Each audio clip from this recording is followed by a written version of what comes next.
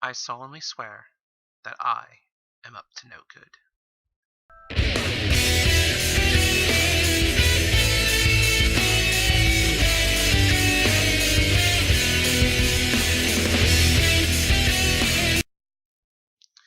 Hello everybody, welcome back to Dark Blazer's channel, where your fellow Slytherin here will go over a couple of things.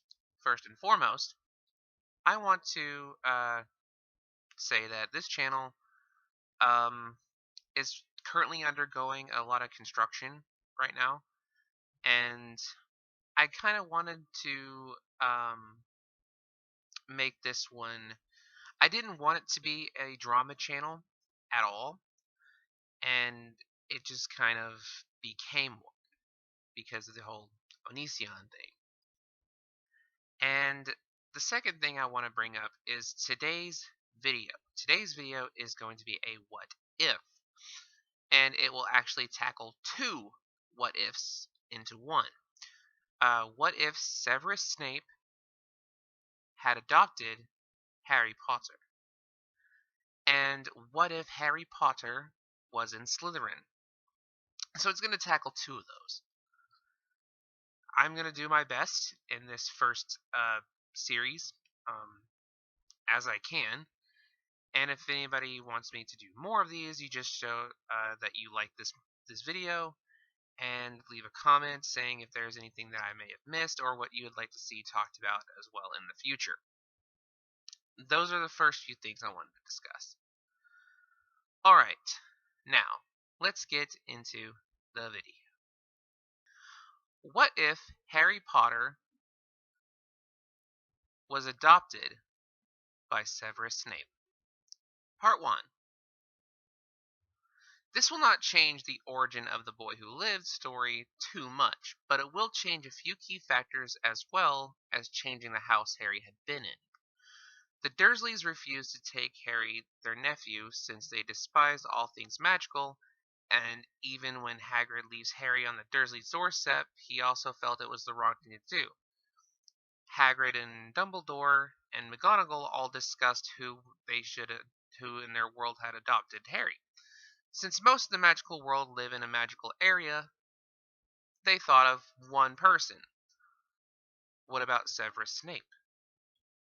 Are you sure it's wise, Albus? Yes, I believe he would definitely take care of him.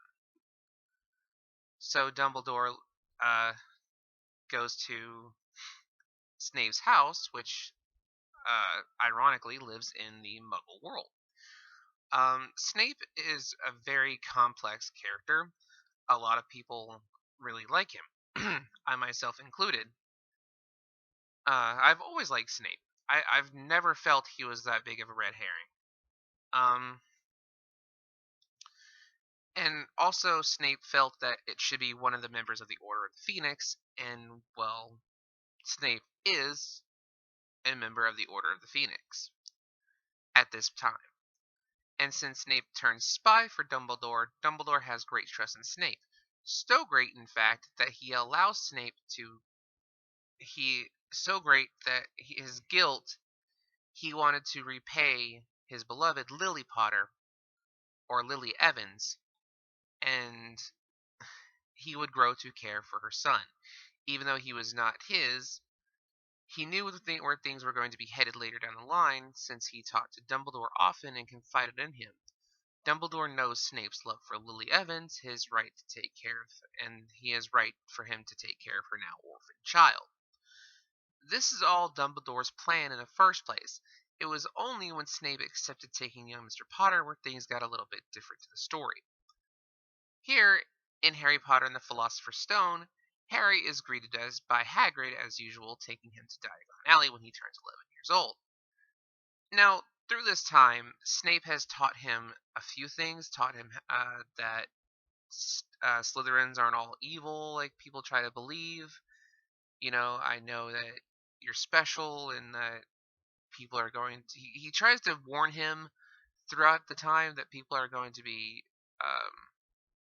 very influenced by Snape or by Harry, and so to really not let him do magic Snape has to practically pretend to be a muggle, and since Snape is a very good pretender and actor, he can do this. Also using legilimens on him now and then so he doesn't remember. And he also was practicing potions, so that's a good one. Harry greets Hagrid as usual, taking him to Diagon Alley for the first time. He gets a snowy owl Hedwig, finds out that his parents had left him a fortune, he inherits it, and the story goes on to him to going platform 9 3/4. Snape is already at the school at this point in time. He does know that his father is a teacher at Hogwarts, and then he kind of is left to be more himself, I guess. Since he is sort of, I guess, not really an adult. It's more of him being able to take care of himself.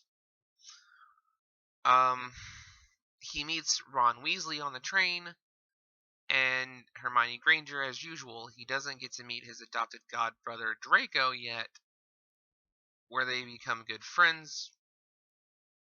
Instead, Harry actually befriends Draco, and that's where things can get. This is where things get a little bit dicey.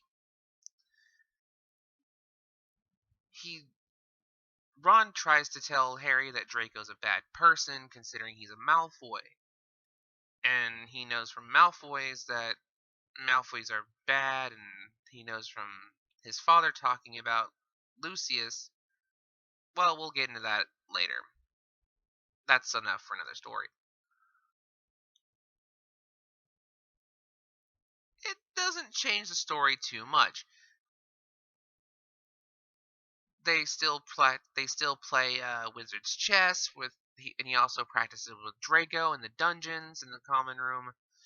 He does sneak out occasionally to get into mischief with Draco instead of Ron quite a bit, but it was only when Draco starts messing with Neville that he starts to get into a friendly competition with Draco, and that changes a few things. Draco does the normal thing, stealing the Remembrall, and Harry becoming Seeker for the Slytherin House team.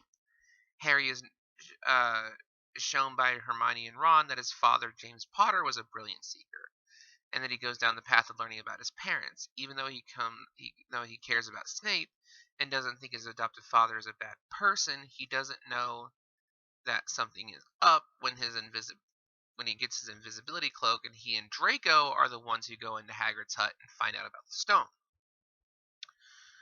Draco and Harry have to go to detention with Hagrid later after Dumbledore sent Norbert to the dragon to Romania. He still meets Firenze the Centaur and is attacked by Professor Quirrell Voldemort in the forest. Draco runs off like a coward, but Harry is stronger and continues to figure things out. Harry and Ron, later in the story, try to figure things out as normal when Draco and Hermione leave for Christmas break. Harry finds out that he is the one destined to find the stone. Draco and Ron are the ones stuck behind when Draco is knocked out. Things still play out as normal when Harry kills Quirrell Voldemort. The whole school finds out that a Slytherin is a good house, and that the House Cup is tied between Gryffindor and Slytherin. Harry no longer suspects Snape is a bad person, and he heads to Snape's place for the summer. Still writing to Ron, Hermione, and Draco while not giving away who he actually lives with. That's a big secret that was told to Harry, I guess, in this story. In my version of the story, Hagrid tells Harry not to tell anybody who he is staying with because that would give a lot of things away. But anyway, I know this felt a little bit rushed, but I'm trying to get some stuff done here at the house. Do you guys want to see this a part 2 of this where I will actually do things a little bit better? Do you want to see Harry Potter and the Chamber of Secrets version of a what if or a part 2? Let me know in the comments below what you think about the story. Share it on Twitter with the hashtag WhatIfSnape and at me there so I can read your theories and on the subject as well. Add my social medias, add me on Twitter and Instagram. I definitely follow back. If this gets about 10 likes, I definitely will do a part 2 of the second book / movie. Also, I wanted to do this as a series as an interesting take, since I haven't really seen any like it on YouTube before. Mischief managed.